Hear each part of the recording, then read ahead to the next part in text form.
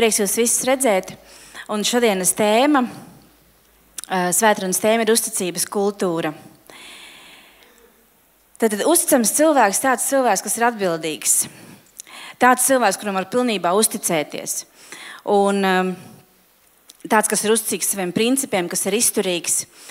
Un par uzticamību ir ik pa laikam jāatgādina un jāmāc, jo šī tēma uz draudzē jau ir mācīta. Jo uzticamība ir katra kristieša, tā ir tāda principiāla pazīme. Un gadiem ejot ir pierādījies, ka dzīvē tiek uz priekšu un kaut ko sasniedz un aiziet līdz galam, nevis tie, kas ir skaistāki, apdāvinātāki, drosmīgāki, bet tieši tie, kas ir uzticamāki. Tie arī gūst panākumus. Un ir svarīgi arī, ka mēs draudzē mācāmies šo te uzticības kultūru.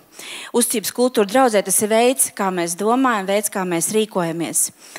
Šeit ir mums savas vadlīnijas, savi kritēriji, ko mēs ievērojam un kā mēs virzamies uz priekšu, un mēs visi kopā veidojam bībelisku uzticības kultūru. Uzticība savai draudzei un uzticība mācītājam. Uzticības pilna vide, pozitīva vide, jebkurā organizācijā patiesībā tā iedvesmo cilvēkus, paveikt lielas lietas. Un bieži vien tā ir atšķirības starp uzvaru un neveiksmi. Izaugsmē labvēlīgs klimats, tā ir tas tāds klimats, kur ir uzticība, kur ir pozitīva vide, un savukārt neveiksme,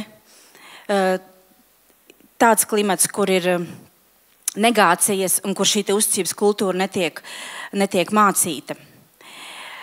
Tāda labvēlīga pozitīva vide, viņa veicina tavu veiktspēju. Un šī veiktspēja, tas izdara to, ka tev ir panākumi. Cilvēks var veikt lielākas lietas, un viņam ir lielāki panākumi.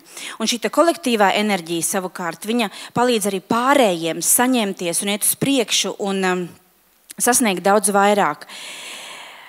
Maksvels, lasīju Džonu Maksvelu, tas ir tāds līderis un motivators, un viņš saka, ka vairāk nekā 90% no veiksmīgajām izmaiņām, ko viņš ir ieviesis tieši savās organizācijās, ir bijuši tieši šis te pozitīva klimata rezultāts. Tas, ka ir pozitīvs klimats, ka pozitīva vide, ka ir uzticības pilna kultūra.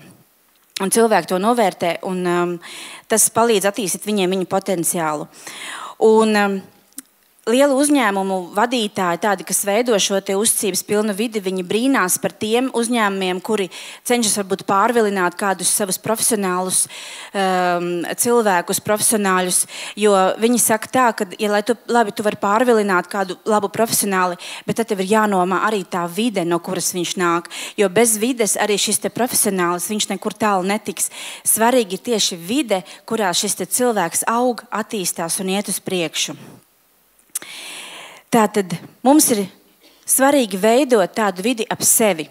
Romiešiem 14:18 sacīts, tad tas, kas šīs lietās kalpo Kristum, ir Dievam tīkams un cienījams cilvēku starpā. Mums ir jābūt uzticamiem gan Dievam, gan arī viens otram. Mums ir jābūt tīkamiem gan Dievam, gan arī cienījamiem cilvēku starpā.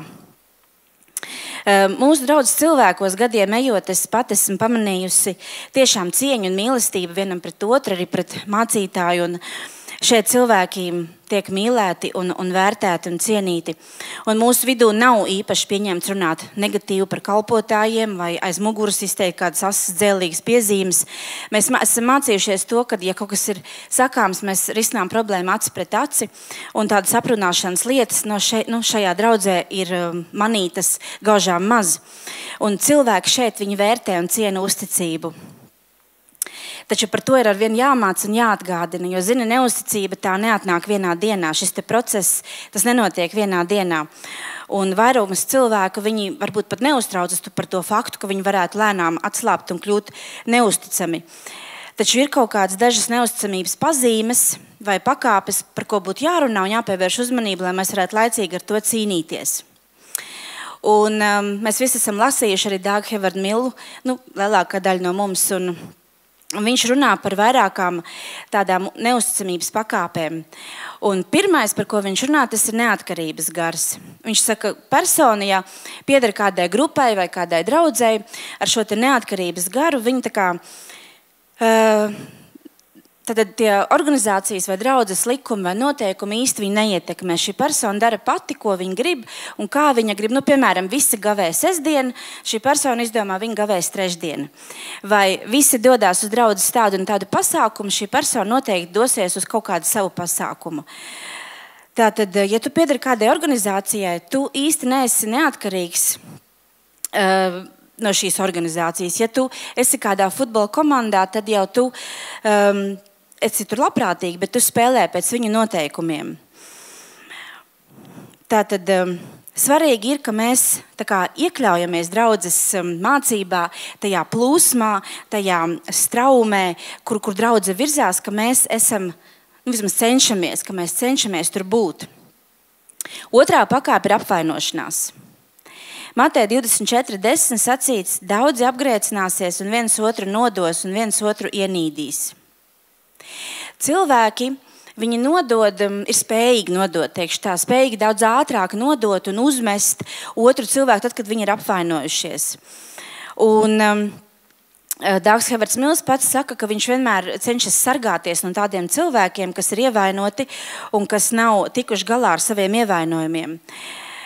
Jo ir jāapzinās, ka ja cilvēks netiek galā ar savu sirds stāvokli nepareizo, tas ļoti ātri viņu var uzvest uz šī neusticības ceļa.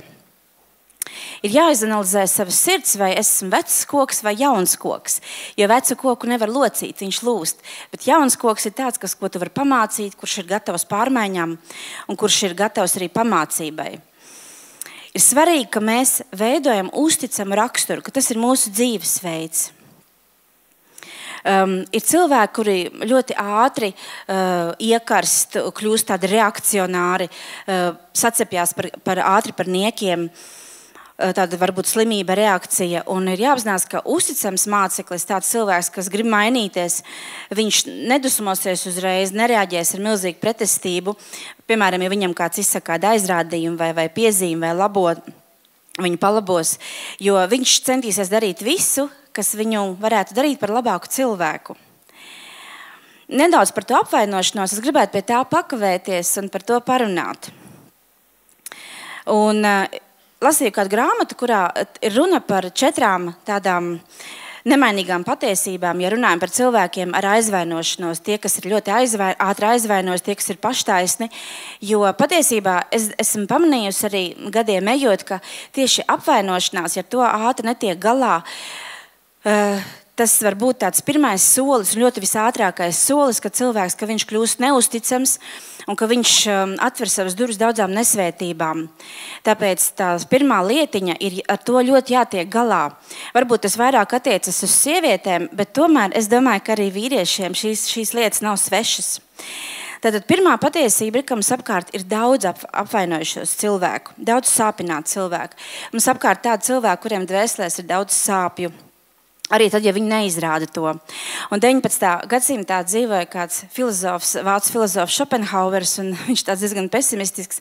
Viņš salīdzināja cilvēku rasi ar tādām dzeloņu cūciņām, kā tad, kad ir augsti, viņas tāpat salien viena pie otras sasildīties, bet nevar izturēt tās adatas. Un ātri vien viņas izklīst atkal pa vienai, un tur nekāda sildīšanās nesanāk. Mēs kā cilvēki, mēs esam ļoti adataini, mēs esam ievainoti ar daudzām problēmām, un pēc statistikas datiem patiesībā katrs 4. cilvēks ir ar kaut kādām iekšējām, emocionālām, nopietnām problēmām. Un mums jāapzinās, ka mums līdzās ir tādi cilvēki. Varbūt tu esi tāds, varbūt es esmu tāds. Tā ir pirmā patiesība. Otrā patiesība – apvainojušies cilvēki bieži rada ciešanas arī citiem. Viņi sāpina citus cilvēkus. Un, ja tu satiec tādu cilvēku, kas ātri uzsprāgs vai apvainojas, tad patiesībā tā ir viņa reakcija uz savu iekšējo konfliktu, nevis uz tavu. Un bieži vien tas, kas ir apvainojies, tas izdara sāpīgāk nekā tas, kurš ir mazāk apvainojies. Tieši izdara otram sāpīgāk. Trešā patiesība – aizvainoti cilvēki bieži tik tiešām arī cieši no citiem cilvēkiem.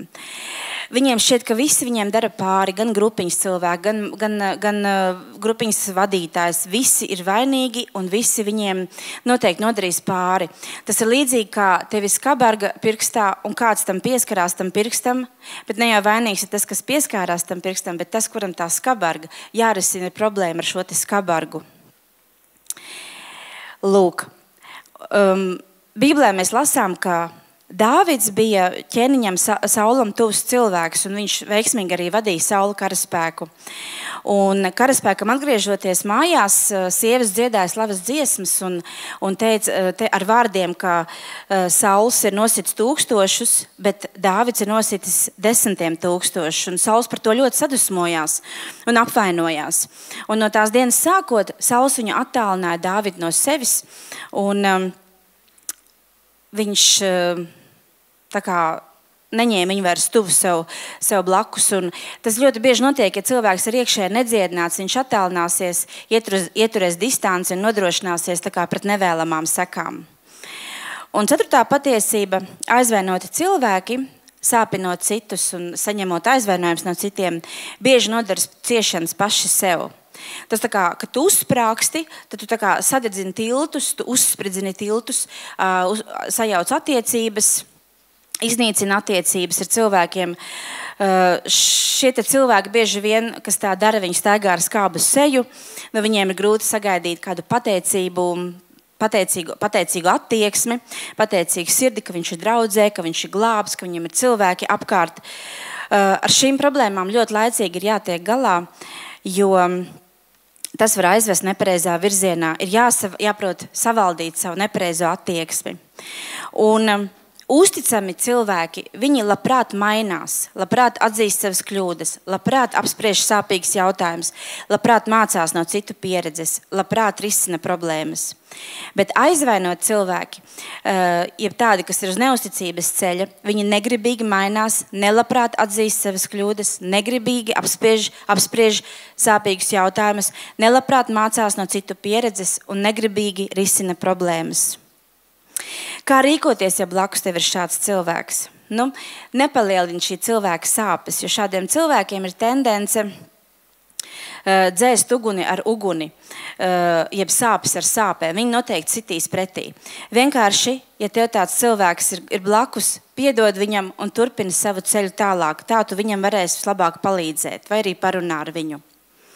Tas bija par apvainošanos. Ir svarīgi tikt galā ar savu sirdi, ar savas sirds attieksmi, ar to, kā mēs skatāmies uz lietām, ar to, kā mēs skatāmies to, ko mums māca draudzē, ar to, kā mēs skatāmies to, ko māca Bībele, neaizvainoties un turēt savu sirdi pareizā stāvoklī Dieva un cilvēku priekšā. Tāpat arī ir cilvēki, kuri pastāvīgi uzvaļ vainu citiem, viņi attaisno sevi. Un var būt tā, ka vienkārša lietiņa pārvēršas par ilglaicīgām debatēm. Un cilvēki, kas ir tādi stipri rakstura cilvēki, kas grib mainīties, viņi neizmanto šādu upura mentalitāti. Viņi atzīst, ka par to, kas viņi ir un par to, kas viņu dzīvē notiek, ir atbildīgi tikai un vienīgi viņi paši. Ne laulātais draugs, ne bērni, ne vadītājs, ne valdība, ne priekšnieki, ne kolēģi nav vainīgi, bet viņš pats uzņemas atbildību par to, kas viņa dzīvē notiek. Un šādi cilvēki, viņi mācās uzņemties atbildību. Tie, kas vēlas būt uzticami un tie, kas vēlas iet uz priekšu. Jo, kad loka šāvējs netrāp mērķī, viņš atskatās un meklē vainu sevī. Mērķis nav vainīgs, ka viņš tur netrāpīja.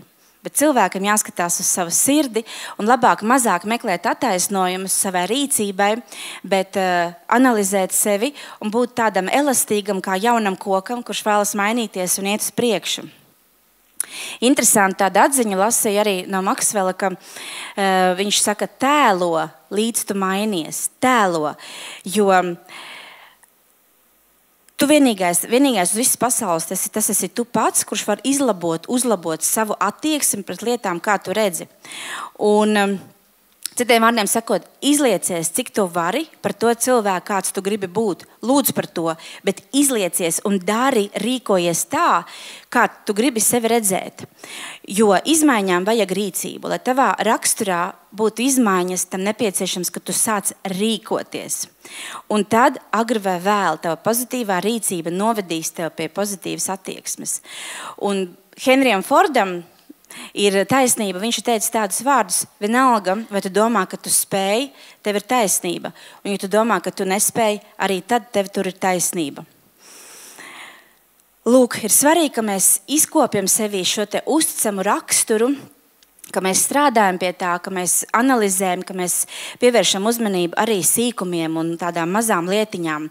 It īpaši to ļoti labi var redzēt, esot komandā, esot mājas grupiņā, esot kalpošanas komandā. Jo tur mēs ļoti sastopamies, mēs piedzīvojam konfrontācijas, kas saistīts ir tieši ar mūsu raksturu. Jo viegli ir atnākt uz draudzi un pasēdēt draudzē 45 minūtītes stundu vai 2 stundas, sasveicināties ar kaimiņu pa labi, pa kreisi. Tur principā nelien ārā nekādas adatas un nekādi ragi. Bet tieši mājas grupiņa, kalpošana, tā ir tā vieta, kur tu vari ieraudzīt savus asumus un sākt ar tiem strādāt. Kontroli jautājumi. Vai tavi komandas biedri var paļauties uz tevi? Vai tu pastāvīgi un pašaizliedzīgi veids darbu pat tad, kad tev to negribās?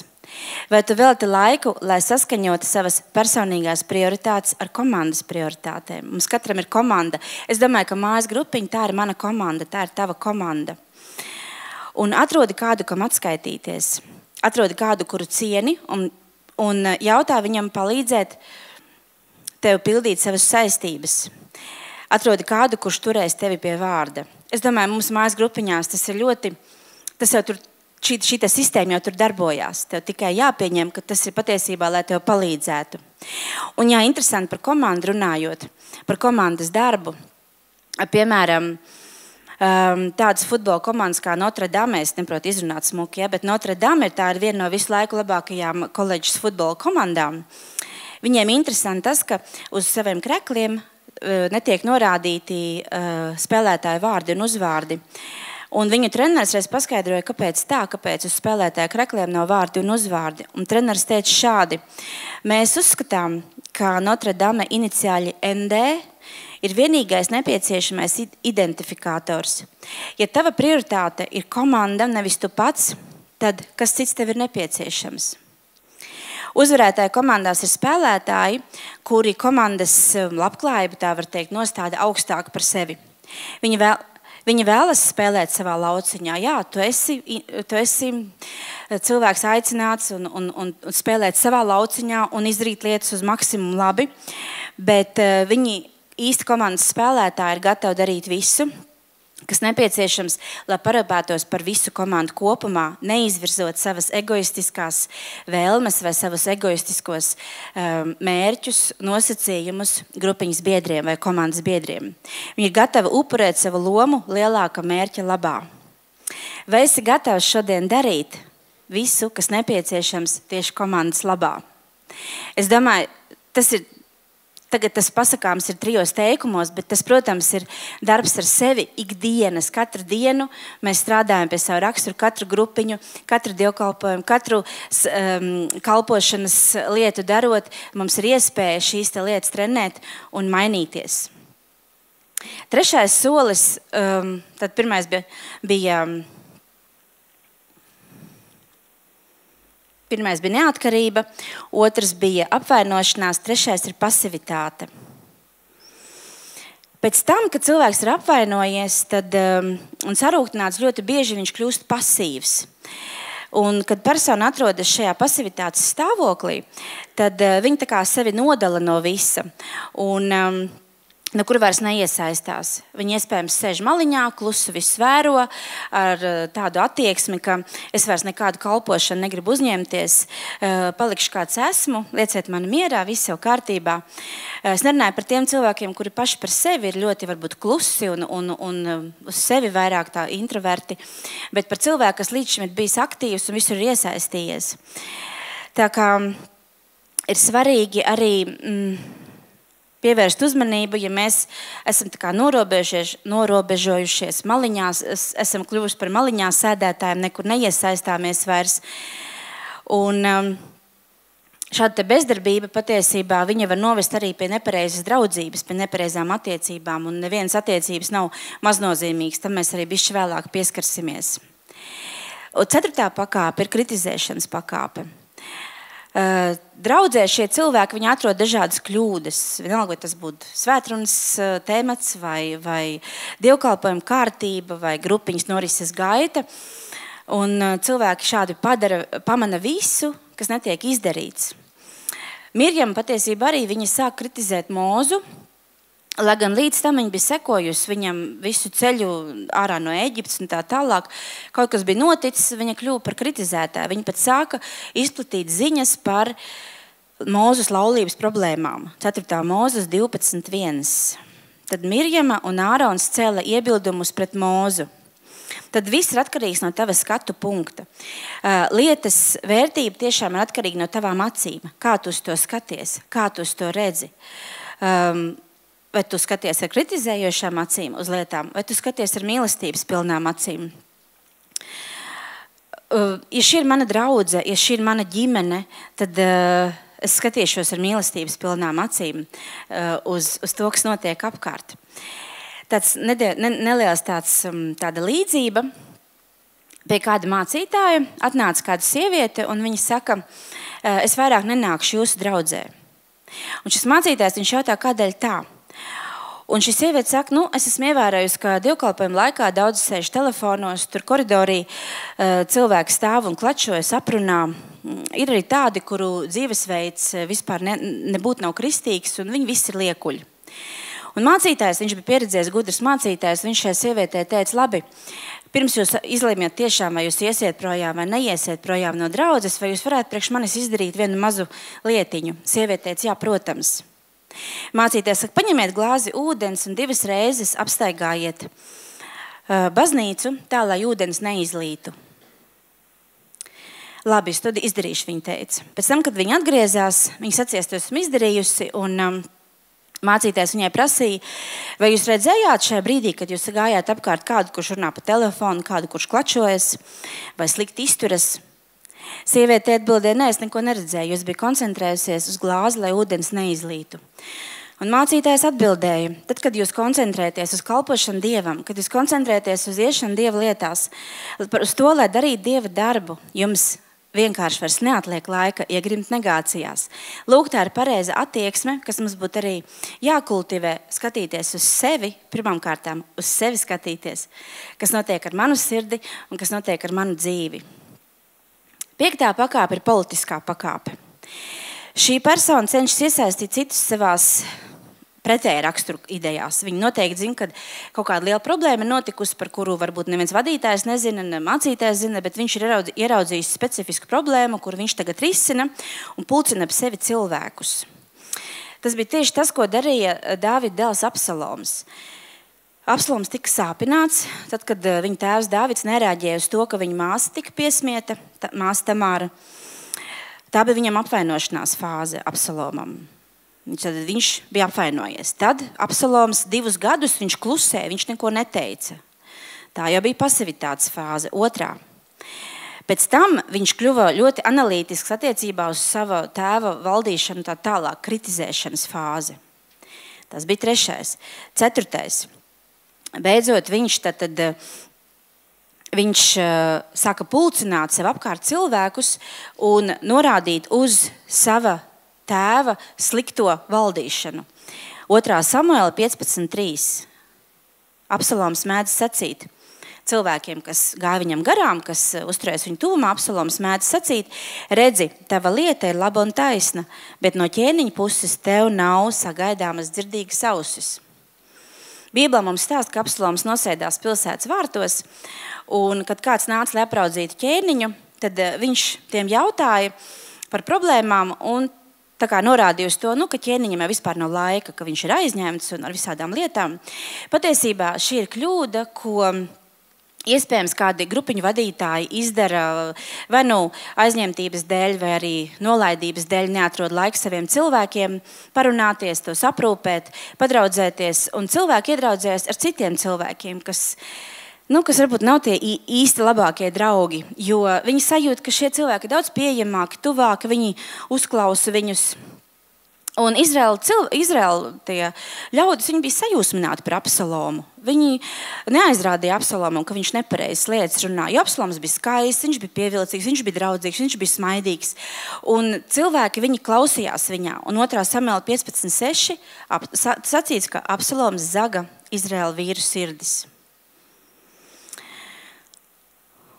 Lūk, tātad Svarīgi ir, kā mēs skatāmies uz lietām, ko mēs darām arī tad, kad neviens neredz, tad, kad mēs neesam kopā ar saviem vadītājiem vai kādiem tādiem kārtīgiem draudzes patriotiem, kā mēs reaģējam, kā mēs skatāmies uz tiem, kā mēs runājam, arī tad, kad neviens nezina, kad neviens neredz, un arī ko mēs domājam.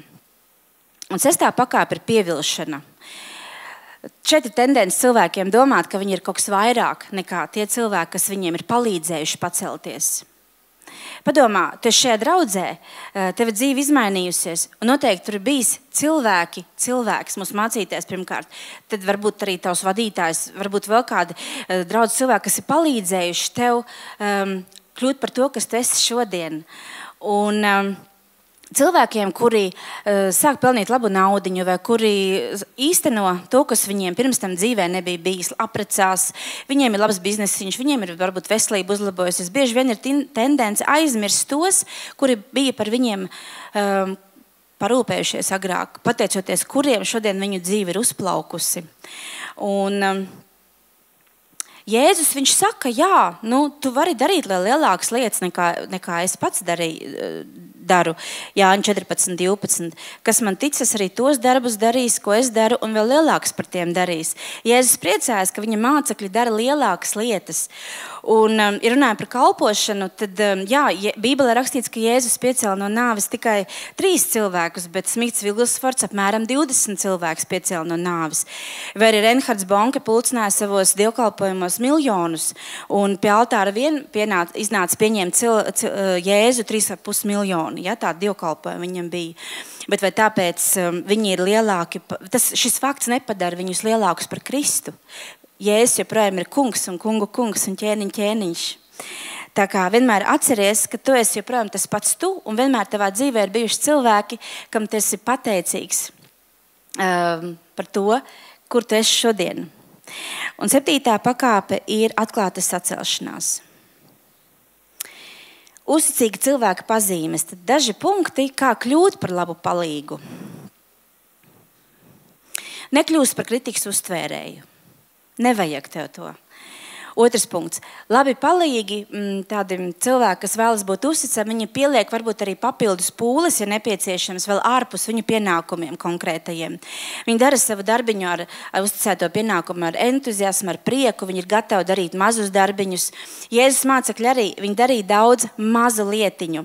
Viņi bija kalpotāji, kārtības kalpotāji, viņi bija savāc atlikušās maizes druskas no zemes, kur 1000 cilvēku priekšā. Ja, viņi darīja daudz mazus darbiņus, un bija ok viņiem tas. Padomā, vai tu esi cilvēks, kas darot mazus darbiņus, arī vai tu papildini savu komandu, savas komandas biedrus, vai tu esi tas, no kur var mācīties, kurš iedvesmo citus cilvēkus, vai tu esi tāds, kurš dod un pievieno vērtību saviem komandas cilvēkiem, saviem grupiņas cilvēkiem, saviem cilvēkiem, kas tev ir apkārt. Jo, ja tu mainīsies pats, tad zini, kas ir, tu iegūsi, tu pats būsi ieguvējis, bet tu arī spēsi palīdzēt arī citiem, tu iedvesmos un ietekmēs arī citus cilvēkus. Lūkas 22:27. Ja es saku, es esmu jūsu vidū tāds, kas kalpo. Es esmu pirmām kārtām tas, kurš grib mainīties, tas, kurš grib palīdzēt, tas, kurš grib būt laipns, draudzīgs, un tas, kurš grib būt uzticams un savas draudzes patriots. Labs palīgs vienmēr meklē mācīties ko jaunu. Slikts palīgs vienmēr ir noguris, vienmēr ir čīkstulīgs, pārguris, viņam ir garlaicīgi. Kādam sprediķi un svētrunas vienmēr viņš atklāja ko jaunu, priekš sevis iegūst. Kādam tie paši sprediķi, tās pašas svētrunas iespējams izraisa. Par to jau ir runāts, par tas jau ir bijis, par ko bija dievkalpojums par Dievu. Vienmēr sakot, kā mēs redzam lietas, varbūt viena un tā pati svētruna, bet dažādi cilvēki to var dažādi redzēt. Nākamais, kā vēl kļūt par labu palīgu, klausies atkārtoti mācītāja svētrunas. 5. punkts. Kamēr mācītājs runā vai kalpo, uzticīgs palīgs veids piezīmes, respektīvi pieraksta. Konspektēšana nozīmē to, ka tu kaut ko mācies. 6. Īsteno lēmumus un seko uzstādījumiem, kāda ir draudzē, pat ja tev ir atšķirīgs viedoklis. Mums ir draudzes mācības, tas ir kaut kāda noteikuma, savas robežas, bet tas viss, lai cilvēkus pasargātu, nevis ierobežot un kontrolētu. Piemēram, tāpat naudas aizdošana, ja, vai biznesa draudzes cilvēku starpā un tā tālāk. Tas viss ir, lai mūs pasargātu, tā ir mīlestības struktūra, kurā mēs esam. Ir svarīgi, ka tieši tu esi tas, kas rūpējas par veselumu, kas rūpējas par sīkumiem. Jo daži cilvēki domā, ka viņi var darīt ko vēlas, kad runājot par mazām lietiņām, ka tas nav svarīgi, jo viņi jau liels pārkāpumus neizdara. Bet tā tas nav. Raksturs veidojas mūsu dzīves tādos mazajos brīžos, darot mazās lietiņas, uzticami darot mazās lietiņas. Un ikreiz, kad tu pārkāp kādu morāls principu, tu radi nelielu plaisu sava veseluma pamatos. Ikreiz, kad tu dari nepareizi mazas lietiņas, neusticamas mazas lietiņas, tu radi plaisu veseluma pamatos. Un grūtos laikos rīkoties godprātīgi kļūst aizvien grūtāk, nevis vieglāk. Jo raksturs neveidojas krīzes laikā. Krīzes laikā tas tikai atklājas. Lūk, tad ir nepieciešama pastāvīga uzmanība, pastāvīgs, tad, lai attīstītu šo te veselumu, šo te uzticības kultūru, ir nepieciešams veltīt regulāru uzmanību tam. Labs teiciens nedarīja neko tādu, par ko būtu jājūtas nērti, lasot nākamās dienas avīzi. 7. punkts, kā kļūt par labu palīgu, kad dot kādam padomu, tas nebūs pretrunā ar draudzes un Bībeles mācību. 8. Kad tu sludini vai runā vai dod padomus, noteikti piemini un citē savu mācītāju un atzīsti viņu. Es esmu sapratusi un mācījusies arī to, ka mēs varam iegūt vislabākās lietas no tiem cilvēkiem, kurus mēs atzīstam. Tas ir tāds tā kā noslēpums, tas tā vienkārši ir. Ja es to cilvēku atzīstu, es varu dabūt to, kas ir viņam. 9. Labs palīgs pasaka, kur viņš ir iemācījies visu to, ko zina. Jēzus arī bieži teica, Jāņa 5.19, Jēzus teica, dēls no sevis neko nevar darīt, ja viņš neredz tēva to darām. 10. punktiņš tāds interesants, bet, manuprāt, svarīgs, ko es domāju arī pateikšu, apsveic mācītāju un viņas sievu svētkos. Kāpēc jāsveic? Tāpēc, ka dāvanai ir sava valoda. Tā nozīmē, ka tās devējs tevi mīl, ka viņš tevi atzīst, ka viņš tevi vērtē, atbalsta, domā labu par tevi un vēlas tev līdzināties. Šī dāvana pasaka, ka šis cilvēks tev ir kalpojis par svētību. Tā arī saka, es vēlos to, kas ir tev, to svaidījumu, to dzīvesveidu, es gribu to, kas ir tev. Un bieži vien ir tā, ka vadītājiem nemaz varbūt tā dāvana nav vajadzīga, tā ir vajadzīga tieši tev pašam visvairāk. Un tad nākamais lielais punkts – uzticības kultūras 4 atslēgas. 1. Ziemeļvēja atslēga. Salamana pamācības 25.23. Ziemelis aizdzen lietu un skābes seja aizdzen slepenas mēles. Ar savu attieksmi, ar savu seju tu parādi vien to, ka tev neinteresē kritika, sliktās runas un klačas. 2. Pastāvīgas zaru aplaušanas atslēga. Lai iegūtu, lai uzturētu šo te uzticības kultūru, nemitīgi jāaplauž visas neusticamības pazīmes. Jā, visu laiku ir jāsako līdzi sev. 3. Uguns iedegšanas atslēga. Tieši grūtības atklāja cilvēku patieso dabu. Un cilvēki, kas mūs sarūktina tieši grūtajos brīžos. Un tieši spiedienu brīžos mēs ieraugām gan savu, gan arī mūsu līdzcilvēku patieso raksturu, kas tam lācītim vēderā. Taču svarīgi arī tajos brīžos palikt fokusētiem uz mērķi un veikt savus pienākumus. Ja? Tas ir svarīgi, ka spiedienu brīžos es nesvārstos, es nepadaru citus nospiestus un īpaši brīžos, kad es pats atrodos zem spiediena. Salamana pamācības 25.19. Cerība uz kādu neusticamu cilvēku bēdu laikā ir kā sapuvis zobs un paslīdējusi kāja. Kā tad iegūt uzticību? Pirmkārt, tev ir jābūt pārliecinātam par to, kur tu esi iesaistījies. Tu esi iesaistījies šajā draudzē. Un ik viens kalpotājs, ik viena draudze piedzīvos aprunāšanu, tenkas, kas tik pa mums nav taisīts, visādi aizliegtie paņēmieni, viss kaut kas par mums ir bijis. Bet ja es zinu, esmu pārliecināta par savu draudzi, ka tā ir mana vieta, tad mani tas vienkārši neskars. 2. jābūt skaidrībai par vīziju, kurā tu ej. Tev ir jāsaprot tā vīzija, kurā tu ej, tā tev jādabū. Tā ir jādabū vienkārši savā sirdī. Jo vīzija, tas ir spēks tev iet uz priekšu, tas ir spēks pārvarēt savas problēmas, tas ir spēks pilnveidoties un kļūt par stipru personību. Un tas ir spēks arī, kas ļaus tev, Dievam sev mainīt un veidot uzticamu raksturu. Jāzepam bija vīzija no Dieva, un viņš gāja cauri ļoti daudzām grūtībām. Brāļi viņu gribēja nogalināt, Potifara sieva viņu gribēja izmantot. Bet kas viņam visu laiku palīdzēja iet uz priekšu un saglabāt šo uzticamību Dieva vārdam, tas bija tas, ka viņam bija vīzija. Viņa brāļiem bija tukšas galvas un tukšas sirdis iespējams. Bet Jāzeps bija tas, kam bija vīzija, kas pacēla viņu augstumos, kas ļāva viņam palikt uzticamam līdz pat galam. Tātad iešana vīzijā palīdz mums kļūt par uzticamiem kalpotājiem, par īstiem Kristus mācekļiem. Tāpēc ir svarīgi būt skaidrībai par to vīziju, kurā tu ej, un tā ir mūsu draudzes vīzija. Un kas ir šīs mūsu draudzes vīzija? Nākamais punkts, 3. Uzticīga persona neslēp informāciju. Cilvēks ir uzticams, ja viņš pastāsta par sliktām lietām, ko viņš ir redzējis, kas, piemēram, savam vadītājam. Ja viņš pastāsta, kas notiek, piemēram, grupiņā, ka tā mēs pasargājam, parūpējamies par cilvēkiem. Tā nav stučīšana, ja, kā citi to domā. Tādā veidā tu vienkārši vari pasargāt savus draugus, draugu, varbūt kādu, kurš ir nogājis no ceļa, jo mēs varam lūgt par viņu, iestāties un parunāt ar viņu. Apostols Pāvils teica korintiešiem, 1. korintiešiem 1.11. Man par jums, brāļi, ir pienākušas ziņas no Chlojas nama, ka jūsu starpā ir ķildes. Tad kas Pāvilam to teica? Ne jau draudzes vadība, bet vienkārši cilvēki no Chlojas nama paziņoja savam vadītājam par problēmām, kas ir draudzē. 4. Uzticība balstās uz principiem un nevis uz emocijām. Lēmumam, kas pieņemts balstoties uz emocijām vairāk nekā uz principiem, nav ilgs mūžs. Ja tu esi pieņēmis lēmumu šeit būt, tad paliec un vienkārši ļauj, lai tavs raksturs mainās un ej uz priekšu.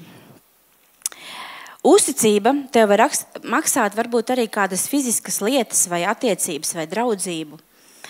Visam ir sava cena, ja? Izglītībai sava cena, tad, kad tu esi glābts, ir sava cena. Un Bībele saka, ka mēs esam atpirkti par dārgu cenu, bet, zini, arī uzticība ir sava cena. Un būt uzticīgam kādam citam nozīmē, ka tu nevari būt neusticams, ka vienkārši tu nevari rīkoties pretēji. Un, ja runājam par uzticību, tad izvērtē, ar ko tu draudzējies. Ja tie ir cilvēki, kas ir sacēlušies, priekš kam tev vajadzīgs ar viņiem tusēt, sazvanīties, pavadīt kopā laiku? Nesen bija gadījums, ka kāds centās pārliecināt draudzes cilvēku, ka dzert alkoholu ir bībeliski un pat vēl citē rakstu vietas. Kristietis, kurš regulāri dzer vai spēlē azartspēles vai īsti nerūpēs par ģimeni, vai es vēlos šādu ietekmi. Iespējams, ka kāds draudzības saites var būt Dievam nepatīkamas un tev pašam postošas. Tāpēc ieteikums ir pārmeklēt savu sirdi un paskatīties, kādi cilvēki tev ir apkārt, kuriem tu ļauj sevi ietekmēt. Jā, tie var būt arī draudzē grupiņā attiecīgi cilvēki. Un 6. Uzticība prasa lietu analizēšanu. Analizē informāciju, analizē savas domas, analizē informāciju, ko tu uzņem no citiem cilvēkiem. Skaties, izanalizē informāciju, kura ir vērsta uz kādu cilvēku, kas tiek kritizēts, ir īpaši, ja tie ir draudzes vadītāji. 2. Timotejam 3.14 sacīts: Tu paliec mācībā, ko esi mācījies un par ko esi pārliecinājies, jo tu zini, kas tev to ir mācījuši.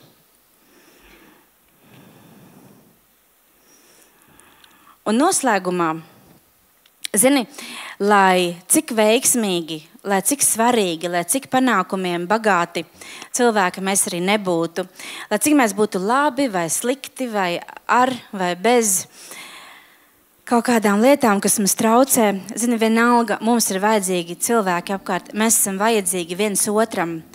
Un viens bez otra mēs nevaram uzvarēt. Un vienalga, kādi mēs esam, šādi, tādi, it nekādi, bet mēs esam vajadzīgi. Tu esi vajadzīgs mums.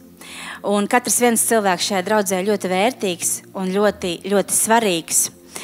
Un ASV prezidents Lyndons Džonsons ir teicis tā, ka nav tādu problēmu, ko nevaram atrisināt kopā, bet ir ļoti maz problēmu, ko varam atrisināt vieni paši.